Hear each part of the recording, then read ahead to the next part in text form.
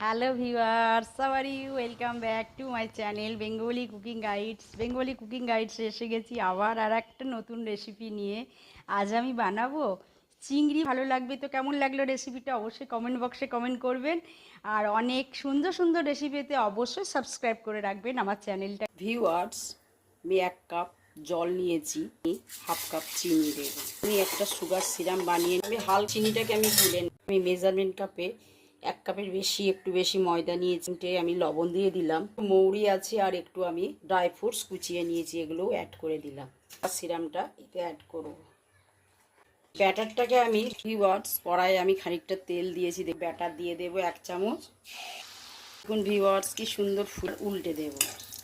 Viewers লাল হয়ে গেছে, এবার আমি তুলে নেব। দেখুন ভিউয়ার্স এটাও সার্ভ করে দেখিয়ে দেব।